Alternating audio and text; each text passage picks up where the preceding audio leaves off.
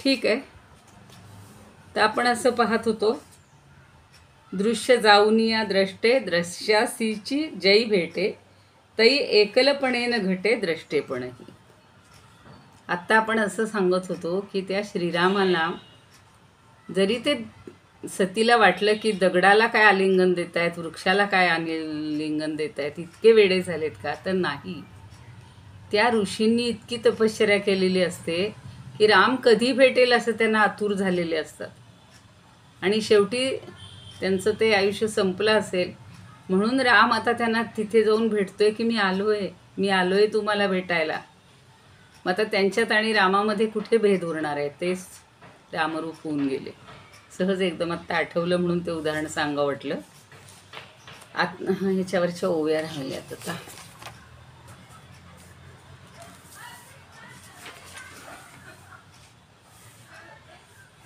त्यावेळेला आपण ती गुंजांच्या फुलांची वगैरे सगळी उदाहरणं पाहिलेली होती. परी हे तो नये दाविता बोलून, स्वानुभवे खूण खळो येती. असो ऐसा पूर्व संस्काराच्या छंदे, जे जे अनुवादे क्रमयोगी. तेथे आळवणी ऐकोनीती पार्था, देवोनी हो वक्ता मीच होय. जेथे वक्त्या लागी स्वये भेटे वक्ता, बोलणे तत्वता तेथे कैसे. म्हणून ऐसे तत्वता जे मौन, गोमटे स्तवन तेची माझे. आत्ता पाहिलं आपण की मौन सुद्धा खूप स्तवन करतं. मौनातनं सगळं कळतं आपल्याला. ऐशा परी जे जे बोलू जाय तेथे, बोलता मी भेटे बोलीत या. म्हणून याचे बोलणे ते मौन, तेणेची स्तवन करी माझे. तेथे स्थूल किंवा सूक्ष्म नेत्रे पाहे, तेथे होत आहे पाहतेच. ह्या परिदृश्याते सारोनी बाजूस, दावी पाहत्यास देखणे ते. आरशाधीच देखते जे मुख, तेची दिसे देख आरशात. तैसे देखणे ते तयाचे गासाच, दावी द्रष्ट्यासीच धनंजया. ऐशा परी पार्था दृश्य जात आटे, द्रष्टा जेव्हा भेटे द्रष्ट्यासीच. तेव्हा उरे द्रष्टा एकला म्हणून, तेथे द्रष्टेपण नुरे तेही. होवोनिया जागे. नाही, आता पुढची ओवी घ्यायची आहे. पुढची उदाहरणं फार मजेशीर देतात नेहमीच. म्हणजे जे इतकं नैष्टिक ब्रह्मचर्य पालन केलेलं आहे, ज्यांना बाकी अनुभव नाही, त्यांनी ही व्यवहारातली सगळी उदाहरणं तुम्हा आम्हाला पटतील अशी दिलेली आहेत. आता 58वी ओवी अशी आहे. तेथ स्वप्नीचिया प्रिया, चेवो निझोंबो गेलिया.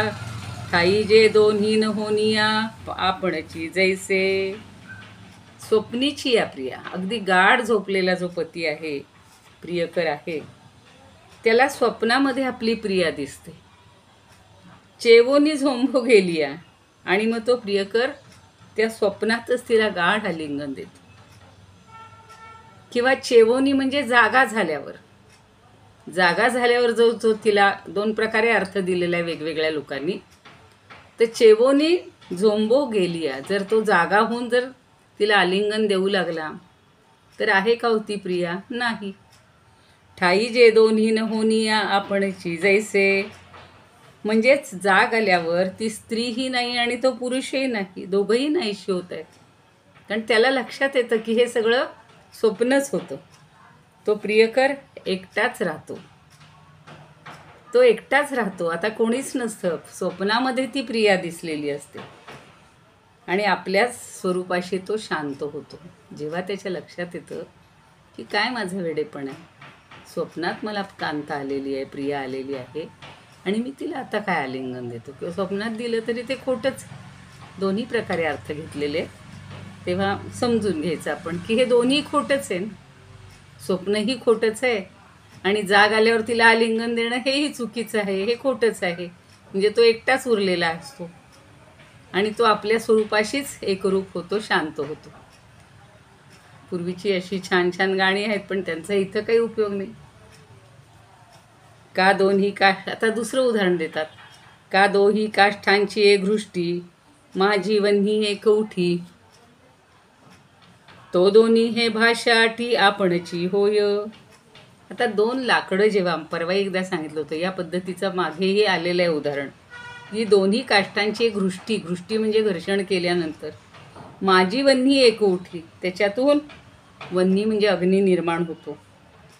पण तो दोन्ही हे भाषा अटी, पण ते दोन होते, ते दोन लाकडं होती किंवा काष्ठ होती, ही भाषाच तो अग्नी लुप्त करतो. त्या दोन काष्ठातून एक अग्नी उत्पन्न होतो. तसंच आपण आणि भगवंत एक होतो, त्या वेगळेपणा राहत नाही. नाना प्रतिबिंब हाती घेऊ गेली अगभस्ती, बिंबताही असती जाय जैसी. आता सूर्याचं उदाहरण किती वेळा दिलं बघा. आणि कालही मी सकाळी हरिपाठातही सांगितलं ना की सूर्याला भांडण मिटायला सूर्याकडे गेलेत. तसं तैसा नाना प्रतिबिंब हाती. आता सूर्याची प्रतिबिंब कुठं पडलेलं आहे? पाण्यामध्ये पडलेलं असतं. आणि घेऊ गेली या गभस्ती, जर ते गभस्ती म्हणजे पण सूर्यच, पाण्यात पडलेलं आपलं प्रतिबिंब जर तो आपल्या किरणांच्या हाताने पकडायला गेला तर मूळ प्रतिबिंब सूर्यबिंब हे प्रतिबिंबासहित लोप पावतं. म्हणजे ते प्रतिबिंब तिथे आहे का? हो, नसतं. धरायला गेलं तर ते मिळणारच नाहीये. 60वी ओवी झाली, एवढे दोनच घेऊया आपण.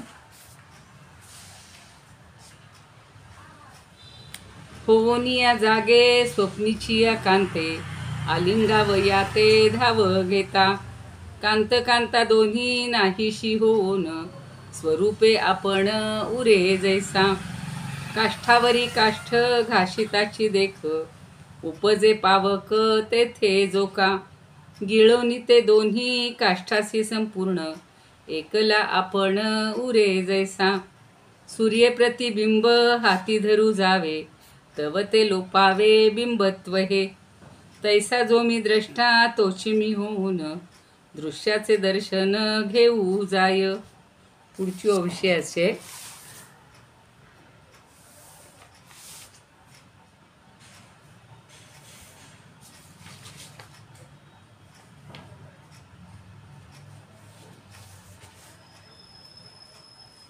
तैसा मी होऊन देखते, तो घेऊ जाय दृश्याते. तेथ दृश्यतेने तिथे द्रष्टृत्वेसी. आता हे पुन्हा इथे त्रिपुटी नष्ट होतीये. द्रष्टा, दृश्य आणि ते पाहण्याची क्रिया. तर ह्या जशा तिन्ही गोष्टी लोप पावतात. म्हणजे पाहणं, न पाहणं आणि अशी स्थिती या भक्ताच्या ठिकाणी उत्पन्न होते. आणि तिथे दृश्याच्या ठिकाणी दृश्यभाव शिल्लकच राहत नाही. कारण दृश्यही तोच असतो, पाहणाराही तोच असतो आणि ते दृश्यही तेच असतं. म्हणजे सगळं एकच झालेलं. दर्शन होते, क्रियाही तोच असतो. त्यामुळे इथं सगळी एकरूपता होती असं लक्षात घेऊया. आता जर असेल पुढे तर 1-2 ओव्या घेऊया, नाही तर मी इथे थांबते. इदमुपकर्तुं भुवन मंडलम, समुदितमिव भास्करं, सादरं वंदे ज्ञानेश्वरं. त्रिभुवनमाता भगवद्गीता, लोकमंगला लोकविश्रुता.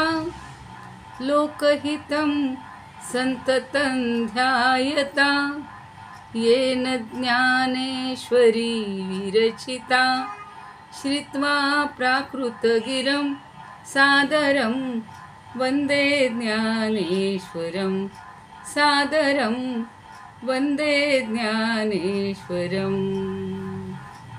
आरती ज्ञानराजा महाकैवल्य तेजा, सेविती साधू संत मनुवेधला माझा. आरती ज्ञानराजा लोपले ज्ञान जगी, हित नेणती कोणी. अवतार पांडुरंग नाव ठेवी ज्ञानी. आरती ज्ञानराजा कनकाचे ताट करी, उभ्या गोपिका नारी. नारद तुंबरू हो सामगायन करी आरती ज्ञानराजा. प्रगट गुह्य बोले विश्वब्रह्मची केले, रामा जनार्दनी पायी मस्तक ठेविले. आरती ज्ञानराजा महाकैवल्य तेजा, सेविती साधू संत मनु वेधला माझा. आरती ज्ञानराजा. ज्ञानेश्वर महाराज की जय. पंढरीनाथ भगवान की जय. जय तू श्रीकृष्ण, जय तू ज्ञानेश्वर. कुणाला काही विचारायचं आहे का? किती वेळ आहे दादा अजून? 1 मिनिट आहे. हां, म्हणजे संपलीच आहे.